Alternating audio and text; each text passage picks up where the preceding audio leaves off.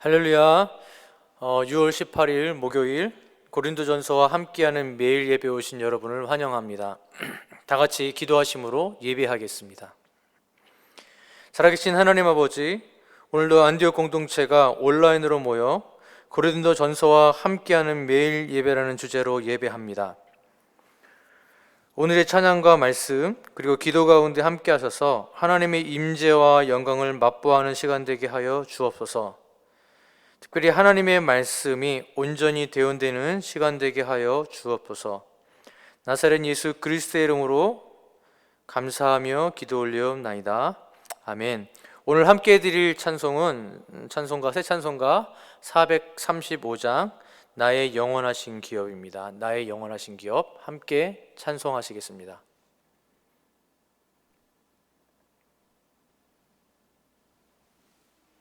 나의 영원하신 기업 생명보다 귀하다.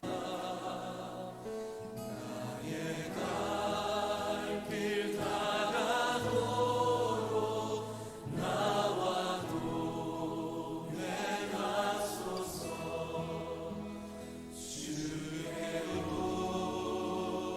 가까이 주께로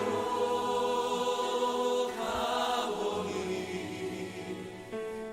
나의 갈 길 다가도록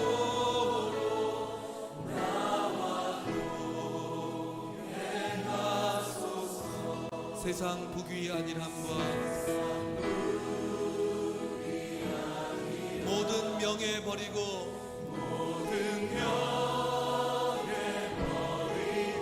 험한 길을 가는 동안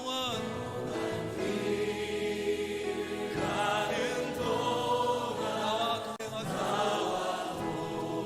동행하소서. 주께로 가까이 주께로 가보니 나의 갈 길 다가도록 나와 동행하소서. 어두운 골짜 지나가며 험한 바다 건너서 천국 문에 이르도록 나와 동행하소서.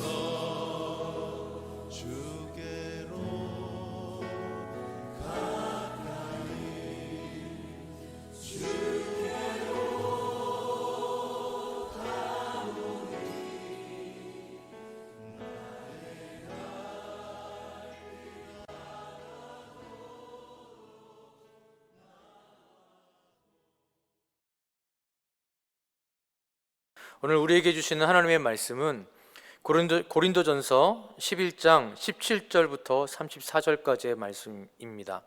고린도전서 11장 17절부터 34절까지의 말씀 제가 봉독하겠습니다. 17절입니다. 내가 명하는 이 일에 너희를 칭찬하지 아니하나니 이는 너희의 모임이 유익이 못되고 도리어 해로움이라. 먼저 너희가 교회에 모일 때에 너희 중에 분쟁이 있다 함을 듣고 어느 정도 믿거니와 너희 중에 파당이 있어야 너희 중에 옳다 인정함을 받은 자들이 나타나게 되리라. 그런즉 너희가 함께 모여서 주의 만찬을 먹을 수 없으니 이는 먹을 때에 각각 자기의 만찬을 먼저 갖다 먹으므로 어떤 사람은 시장하고 어떤 사람은 취함이라. 너희가 먹고 마실 집이 없느냐? 너희가 하나님의 교회를 업신여기고 빈궁한 자들을 부끄럽게 하느냐? 내가 너희에게 무슨 말을 하랴? 너희를 칭찬하랴? 이것으로 칭찬하지 않노라. 내가 너희에게 전한 것은 주께 받은 것이니 곧 주께서 잡히시던 밤에 떡을 가지사 축사하시고 떼어 이르시되 이것은 너희를 위하는 내 몸이니 이것을 행하여 나를 기념하라 하시고 식후에 또한 그와 같이 잔을 가지시고 이르시되 이 잔은 내 피로 세운 새 언약이니 이것을 행하여 마실 때마다 나를 기념하라 하셨으니 너희가 이 떡을 먹으며 이 잔을 마실 때마다 주의 죽으심을 그가 오실 때까지 전하는 것이니라. 그러므로 누구든지 주의 떡이나 잔을 합당하지 않게 먹고 마시는 자는 주의 몸과 피에 대하여 죄를 짓는 것이니라. 사람이 자기를 살피고 그 후에야 떡을 먹고 이 잔을 마실지니 주의 몸을 분별하지 못하고 먹고 마시는 자는 자기의 죄를 먹고 마시는 것이니라. 그러므로 너희 중에 약한 자와 병든 자가 많고 잠자는 자도 적지 아니하니 우리가 우리를 살폈으면 판단을 받지 아니하려니와 우리가 판단을 받는 것은 주께 징계를 받는 것이니 이는 우리로 세상과 함께 정죄함을 받지 않게 하려 하심이라. 그런즉 내 형제들아 먹으러 모일 때에 서로 기다리라.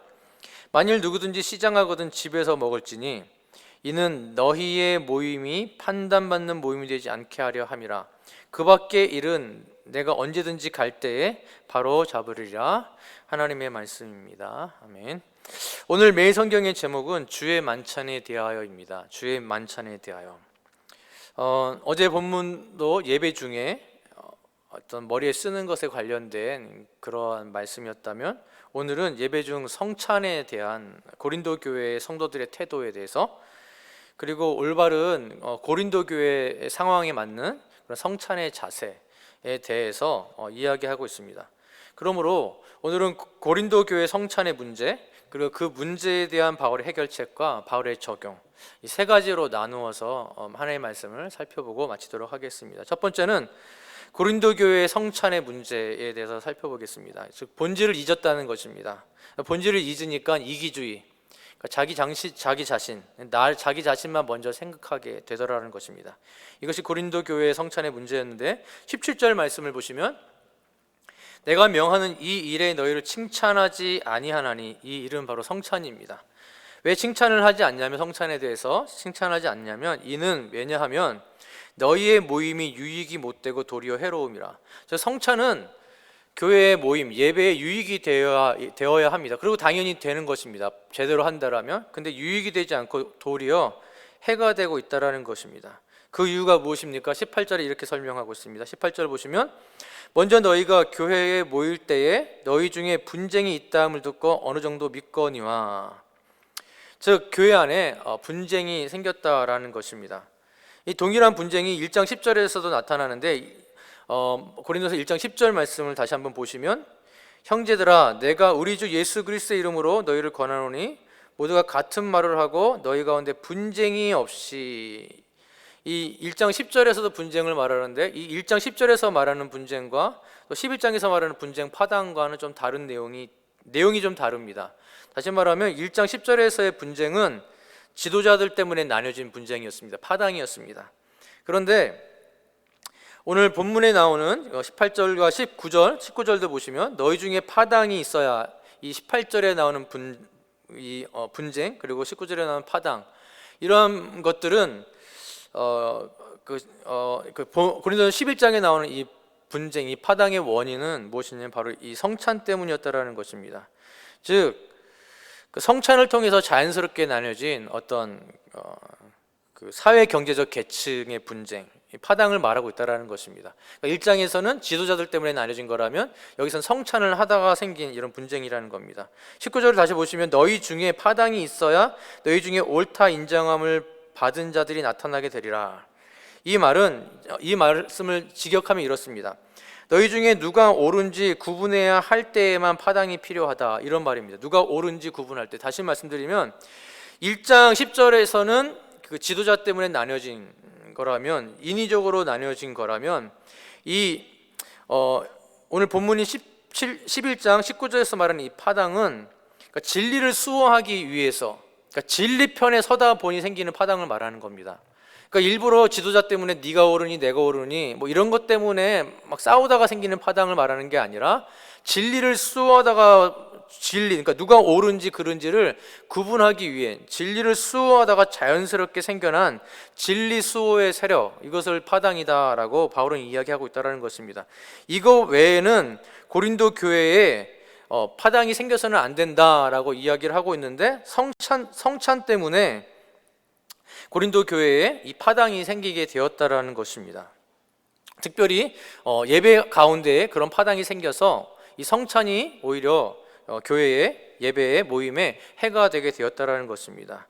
원래 성찬은 어떠해야 했습니까? 20절에서 21절 말씀을 먼저 20절 말씀을 보시면 그런즉 너희가 함께 모여서 주의 만찬을 먹을 수 없으니, 다시 말하면 함께 모여서 먹어야 했습니다. 그러니까 성찬이 함께 모여서 먹어야 했는데 21절에 보시면 이는 먹을 때에 각각 자기의 만찬을 먼저 갖다 먹음으로, 다시 말하면 여러 종류의 사람들이 모이지 않았습니까? 초대교회에는 그 중에는 사회적 약자도 있었고 또 부유한 분도 있었을 것이고 뭐 때로는 귀족도 있었고 노예계층도 있었을 것입니다. 그럼 누가 먼저 왔겠습니까? 사회적 강자들이죠. 부유한 사람들이 먼저 왔겠죠. 그리고 약자들, 뭐 노예들이라든지 사회적 약자들은 자신들의 볼일을 다 보고 예배에 오게 되었을 것입니다. 근데 사회적 강자들이 약자들을 기다리지 않았다는 겁니다. 그래서 먼저 와서 그냥 먹어버리는 겁니다. 그래서 자기 배를 불리우고 하다 보니까 이 먼저 와서 먹는 사람들과 그 늦게 와서 먹지 못하는 사람들, 즉 함께 모여서 주의 만찬을 먹어야 되는데 먼저 와서 먹는 사람과 늦게 와서 먹는 사람, 즉 사회적 경제적 계층이 자연스럽게 나눠져 버렸다라는 것입니다. 진리를 수호하고 진리를 보호하는 일 외에는 파당이 생기면 안 되는데, 이 성찬을 행함에 있어서 사회적 강자들이 와서 약자들을 향한 배려 없이 기다림 없이 함께 모여가 아니라 각각 자기가들이 먼저 온 대로 먹었다라는 것입니다. 성찬의 의미는 모르고 그냥 와서 그냥 먹는 데에만 집중, 즉 본질을 잊어버리고 그냥 먹는 것에만 집중하다 보니 이기주의가 되고 자기 자신만 생각하게 되었다라는 것입니다. 그 결과, 이런 이기적인 태도의 결과는 즉 공동체인 교회를 업신여기는 결과를 낳았고 가난한 자들을 부끄럽게 만들어서 와보니 먹을 게 없으니 얼마나 힘들었겠습니까? 그래서 22절에 이렇게 말하고 있습니다. 너희가 먹고 마실 집이 없느냐? 너희가 하나님의 교회를 업신여기고 빈궁한 자를 부끄럽게 하느냐? 내가 너희에게 무슨 말을 하랴? 너희를 칭찬하랴? 이것으로 칭찬하지 않노라.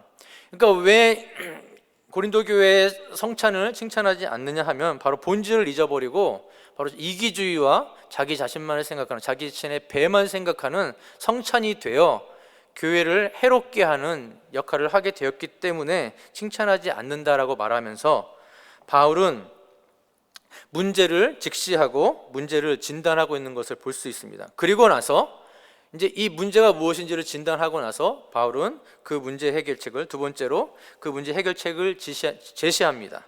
바로 본질로 돌아가라라는 것입니다. 당연히 그렇겠죠. 본질을 잊어서 이기주의가 나오고 본질을 잊어서 결론적으로 교회를 무시하는 것 같은 그런 행동이 나왔으니 당연히 본질로 돌아가는 것은 당연할 것입니다. 23절과 24절 말씀을 보겠습니다. 내가 너희에게 전한 것, 즉 성찬은 주께 받은 것이니 곧 주 예수께서 잡히시던 밤에 떡을 가지사 24절 축사하시고 떼어 이르시되 이것은 너희를 위하는 내 몸이니 이것을 행하여 나를 기념하라 하시고, 즉 성찬의 본질을 바로 이제 설명을 하고 있다라는 것입니다. 성찬의 본질이 무엇입니까? 나사렛 예수 그리스도의 죽으심을 기념하는 것입니다. 나를 기념하라 하시고 24절에 누가 근데 기념하는 겁니까? 너희입니다. 교회입니다. 물론 각자가 기념하고 기억하는 것이겠지만, 그러나 여기에서 너희는 바로 제자들이며 바로 교회를 말하는 것입니다. 교회, 즉 고린도 교회 공동체가 예수 그리스도의 그 죽으심을 기념하는 것, 바로 그것이 성찬이다라는 것입니다. 그리고 바울은 그 다음에 이어서 이 기념이 무엇인지, 기념한다라는 게 무엇인지를 좀 더 구체적으로 설명합니다. 25절에서 26절입니다. 25절 말씀, 식후에 또 그와 같이 잔을 가지시고 이르시되 이 잔은 내 피로 세운 새 언약이니 이것을 행하여 마실 때마다 나를 기념하라 하셨으니 26절 너희가 이 떡을 먹으며 이 잔을 마실 때마다 주의 죽으심을 그가 오실 때까지 전하는 것이다. 즉 기념한다라는 말은 단순히 기억하는 수준이 아니라는 것입니다.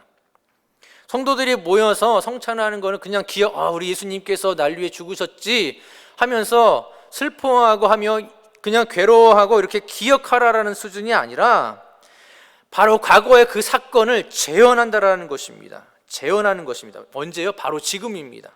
지금 바로 그 예수 그리스도의 죽으심을 재현하고 그 예수 그리스도의 죽으심을 나타내는 것, 현장에 보여주는 것, 그게 바로 기념한다라는 것이고, 그렇게 함으로써 하나님께서 예수 그리스도를 통해 베풀어 주신 구원의 은혜를 지금 바로 전파하는 것, 바로 그것이 성찬이라는 것입니다. 그러므로 성찬에 참여한다라는 것은 과거에 행해진 예수 그리스도의 죽으심, 희생을 지금 기념할 뿐만 아니라 바로 그것을 지금 전하는 행위다라고 바울은 설명하고 있다는 것입니다. 그러니까 성찬이 바로 예수 그리스도의 죽으심을 전파하는 행동이다라고 말하고 있다는 것입니다. 근데 이것을 누가 한다고요? 바로 교회가 한다라는 것입니다. 교회가 해야 하고 공동체가 한다라는 것입니다. 개인이 아니라 교회가 함께 모여서 과거인 예수 그리스도의 구원의 역사, 십자가를 기념하고 증거하는 행위, 그것이 바로 성찬이고, 그리고 다시 오실 예수 그리스도를 바라보는 행위, 바로 그것이 바로 성만찬이다라고 바울이 이야기하고 있다는 것입니다. 그런데 교만한 고린도 교회는 성찬의 본질은 잊은 채 먹는 일에만 집중하게 됩니다. 그래서 왜 성찬을 행하는지 성찬의 이유는 있고 그냥 먹기만 합니다. 그러다 보니 자신들보다 늦게 오는 사람들에 대한 배려가 사라지고 공동체를 향한 마음이 사라지고 자기만 생각하게 되어 덕이 되기보다는 오히려 해가 되었다라는 것입니다. 그래서 바울은 문제의 해결을 본질로 돌아가서 다시 본질에서 찾고 있는 것입니다. 교회도 마찬가지입니다. 본질을 잊으면 비본질에 목숨을 걸게 됩니다. 그러다 보면 비본질로 인해서 교회가 어려워지고 힘들어지게 됩니다. 그러므로 교회가 어렵고 힘들 때에 다시 본질로 돌아가면 답이 나옵니다. 기본으로 돌아가면 답이 나옵니다. 교회뿐만 아니라 개인의 삶도 마찬가지입니다. 힘들고 어려울 때 항상 본질로 돌아가야 한다는 것입니다. 바울은 바로 본질로 돌아갔고, 그리고 본질 속에서 그는 답을 찾았습니다. 그리고 그 결과 세 번째로 살펴볼 것 같이 바울의 그 구체적인 적용이 나오게 됩니다. 본질 속에서 바로 구체적인 적용, 즉 다른 이들을 돌아보고 자기를 살피라라고 이야기하게 된다는 것입니다. 27절 말씀을 보시면 그러므로 누구든지 주의 떡이나 잔에 합당하지 않게, 여기서 그러므로 누구든지 주의 떡이나 잔은 성찬 아닙니까? 그래서 합당하지 않다라는 말은 합당하게 하는 건 뭐냐면 다른 이들이 오는 것입니다.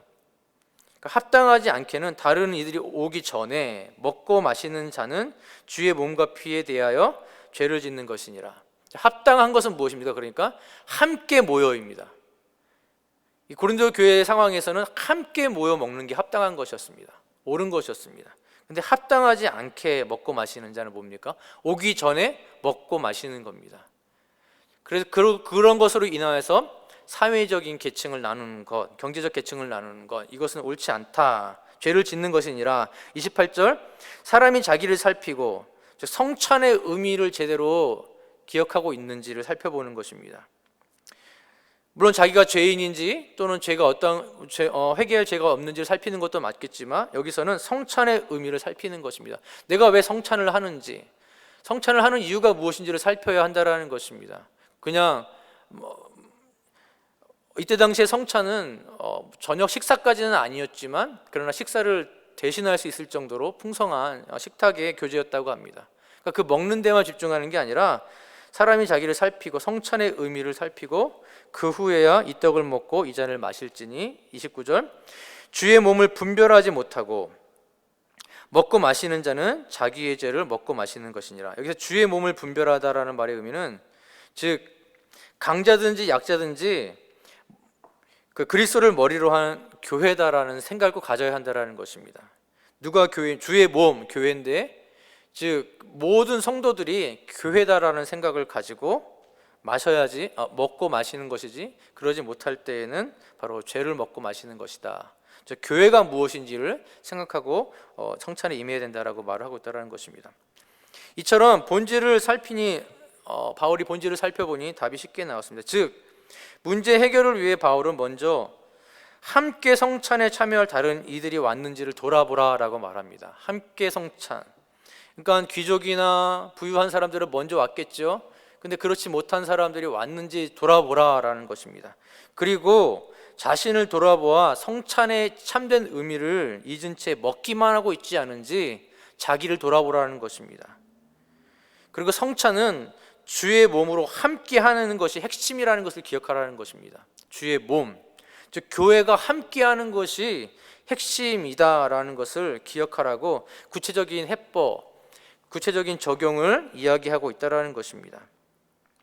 그리고 나서 이런 이들은 판단받지 않을 것이라고 결론까지 말씀하고 있습니다. 30절에서 32절 말씀 보시면 30절 그러므로 너희 중에 약한 자와 병든 자가 많고 잠자는 자도 적지 아니하니 31절 우리가 우리를 살폈으면 판단을 받지 아니하려니와 우리가 우리를 살폈으면 32절 우리가 판단을 받는 것은 주께 징계를 받는 것이니 이는 우리로 세상과 함께 정죄함을 받지 않게 하려 함이라 라고 말을 하고 있다는 것입니다.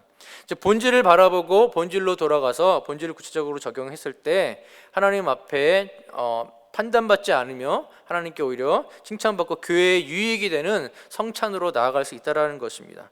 그러면서 모든 문제 해결의 핵심을 말합니다. 33절 34절입니다. 그런즉 내 형제들아 먹으러 모일 때에 서로 기다리라. 서로 기다리라. 본질을 바라보니까 아주 구체적인 행동 강령이 나옵니다. 기다리면 되는 것입니다.